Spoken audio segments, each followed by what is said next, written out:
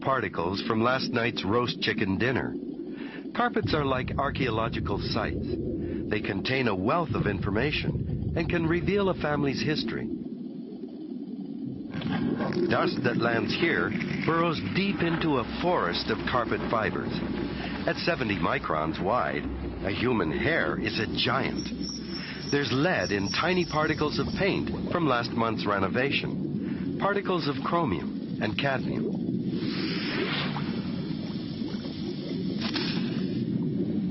Dust from car tires is a lightweight monster. Nestled at the base, long-band DDT and other pesticides. Your average vacuum cleaner leaves in more dust than it picks up, but the HVS3 sucks up minute particles from the recesses of the carpet. John has extracted as much as 1 kilogram of dust per square meter from older rugs.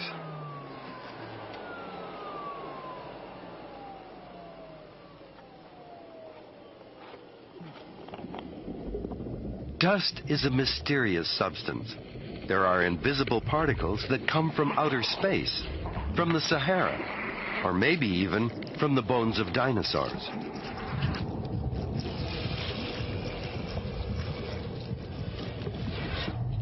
Tiny dust mites make a home for themselves in the damp darkness of our carpets and sofas, where they feed on our skin scales.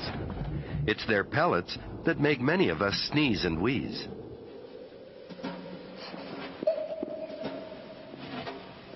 Sam crawls confidently towards his sister. Pesticides and other chemical nasties will cling to the saliva on his pudgy fingers and palms. Researchers estimate that every day the average urban toddler ingests toxic compounds from tobacco smoke, pesticides, and cooking fumes that are the equivalent of smoking 3 cigarettes a day. And in my chest, my heart is beating with the... A shower first thing in the morning to wake you up and get you squeaky clean. What could be better? But even this innocent activity has some unexpected consequences.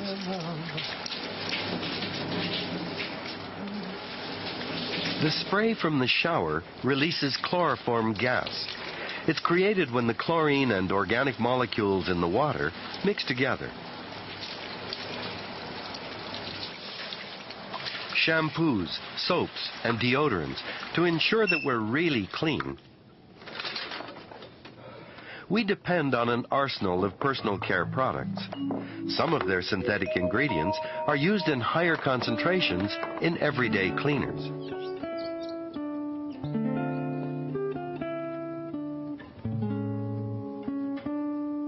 Don't forget to clean the tub.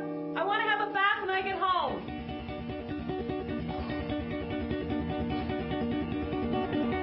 Where's the stuff?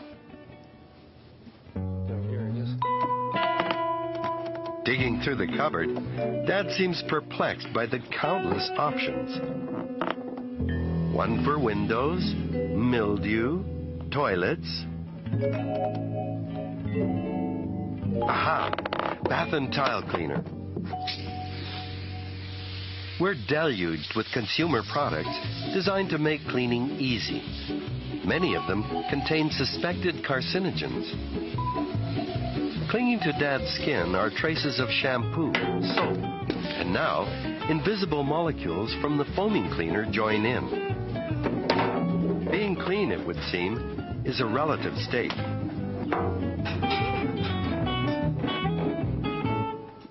Look what I got. I got bacon.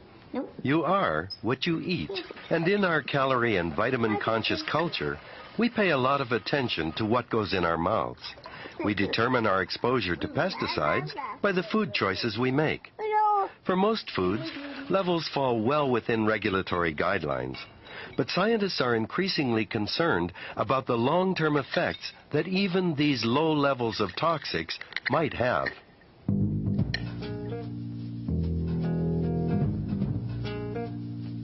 A lot of different chemicals go into making our food look this good.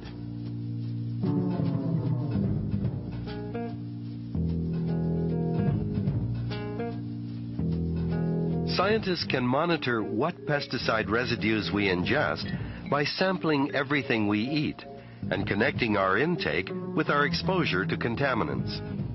Donna Mergler is a toxicologist at the University of Quebec at Montreal and does just that. Oh, Dawn, you're so impatient. Children do not eat the same thing as adults. For example, with apples, children can eat apples and they'll eat applesauce, then they'll drink a lot of apple juice, and one can regulate how much pesticide should be allowed on an apple. But there's the pesticides in the applesauce and there's the pesticides in the apple juice, so that the child may be getting much more than the regulators thought that the child would be getting by regulating how much pesticide residue can be present on apples, say, to use that as an example. Between the ages of 1 and 6, milk, orange juice, apples and bananas form about 50% of a child's diet. It makes grocery shopping easy, but Donna notes the pitfalls. It's important as well to realize that our body functions are most sensitive at 2 periods in life. When we're developing, so the fetus and the young child, and as well as we're getting old. So, peanut butter and jam for lunch? I told you I wanted cheese. Fine, go get it. We found, as we would expect, low levels of exposure, very low levels of exposure to metals, PCBs, and pesticides in a normally functioning population. That is, a population that's not exposed either in the workplace, through their hobbies, just regular exposure, mainly through food, water, and air would be the source of their exposures. Nothing.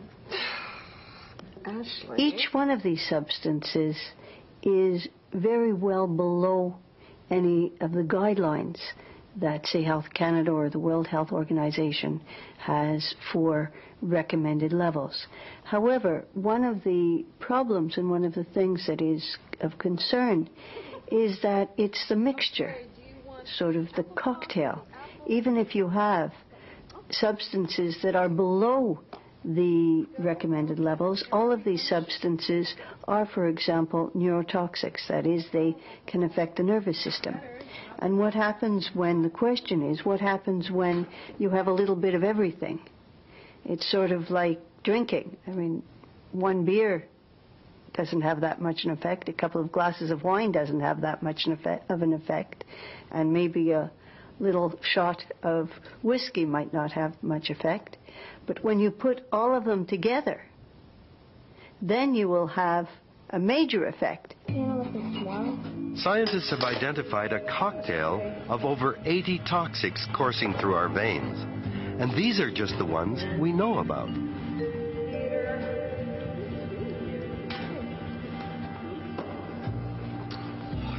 Plastics are one of the most abundant synthetics in our homes.